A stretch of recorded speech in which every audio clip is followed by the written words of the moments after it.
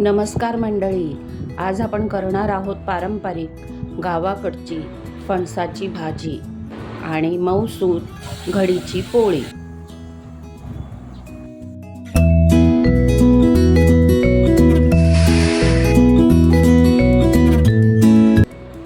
तर आता हे छोटे जे कोवळे फणस असतात ना, त्याची ऊस भाजी म्हणतात याला, आणि ती खूपच छान लागते चवीला आणि करायला पण फार सोपी असते।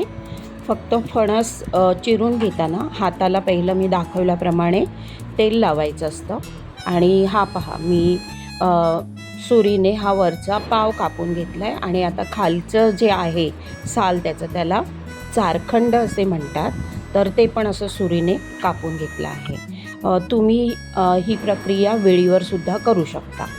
तर हे आता जे भाजी करायची आहे ते एवढंच मला मिळालं, ते मी धुवून घेतलं आहे आणि बाकीचं जे प्लेटमध्ये ठेवलं आहे ते आपण टाकून देणार आहोत। तर हे फणस जोपर्यंत कोवळे आहेत तोपर्यंत हे असं उकडून ह्याची भाजी करतात आणि फणस मोठे झाले की त्याच्यात गरे यायला सुरुवात होतात आणि मग त्याची देखील भाजी खूपच चविष्ट छान अशी होते। तर ती भाजीसुद्धा मी तुमच्याबरोबर शेअर करेन। आमच्याकडे ना ही गऱ्याची भाजी जून महिन्यात ज्या वेळेला आपली वटपौर्णिमा येते ना, त्यावेळेला आई करायची ही भाजी मिरचीवर आणि मग तीच उपवासाला ती खात असे आणि मी सुद्धा।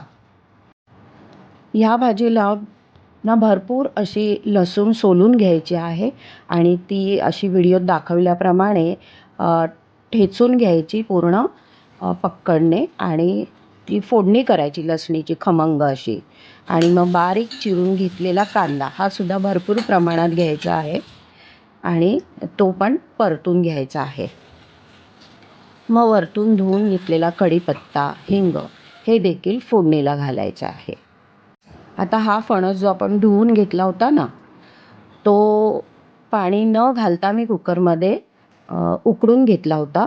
तर तो असा व्हिडिओत दाखवल्याप्रमाणे मी खलबत्त्याचा दांडा घेतला होता किंवा कोणी पाट्याचा वरवंटा घेतात किंवा ते हाताने सुद्धा मोकळं होतं, पण ते व्यवस्थित असं मोकळं करायचं आहे।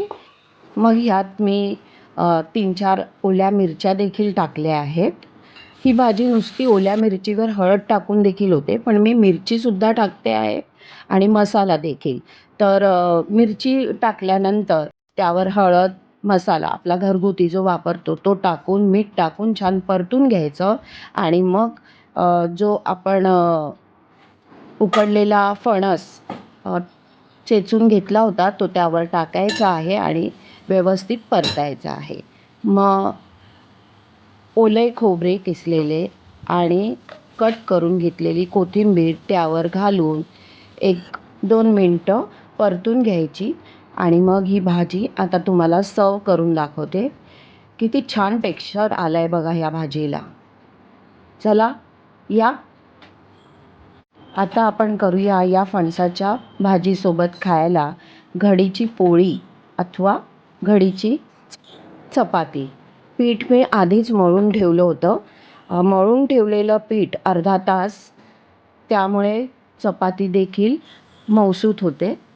तर असा व्हिडिओत दाखवल्याप्रमाणे पहिला पिठाचा गोळा घ्यायचा आहे, मग त्यावर तेल लावायचं आहे। तेल लावल्यानंतर वरतून सुकं पीठ त्यावर टाकून घ्यायचं आहे। बघा आता व्हिडिओत तुम्हाला दिसेल, तेल व्यवस्थित लावून घेतलं आहे, सुकं पीठ टाकलं आहे आणि आता त्याची ही अशी घडी करायची आहे, म्हणजे त्रिकोण होतो आणि म्हणून याला घडीची पोळी किंवा घडीची चपाती असे म्हणतात। तर आता हे 2 जे कॉर्नर दाखवले ना ते पहिले लाटून घ्यायचं आहे। गोल आकार आला, आता त्रिकोण लाटल्यावर बघा चपातीला गोल शेप यायला सुरुवात होईल। तर अशा प्रकारे ही घडीची पोळी केली जाते। आता नेहमी आपण बाकी करतो तशीच ही पोळी लाटायची आहे आणि भाजून घ्यायची आहे। थोडी प्रॅक्टिस केली ना की नेहमी तुम्हाला ही घडीची पोळी करायला एकदम इझी जाईल. आता दुसऱ्या बाजूला पहा, गोळा घेऊन मी असं मधून दाबून घेतलं आहे आणि आता ही गोलच झाली. ही सुद्धा घडीचीच आहे, फक्त त्रिकोण न करता मी गोल करून ही पोळी करून घेतली आहे. तर आधी तुम्ही अशी घडीची पोळी अशी सुद्धा करू शकता आणि मग हळूहळू त्याचा त्रिकोण करून पोळी लाटू शकता. तर कशी वाटली तुम्हाला आजची रेसिपी? आवडली असेल तर माझ्या चॅनलला सबस्क्राईब करा, एक लाईक करा. चला तर मग पुन्हा भेटूया एका नवीन व्हिडिओत, एका नवीन रेसिपीसह. तोपर्यंत स्वतःची काळजी घ्या, मस्त खा आणि स्वस्त रहा. Bye bye.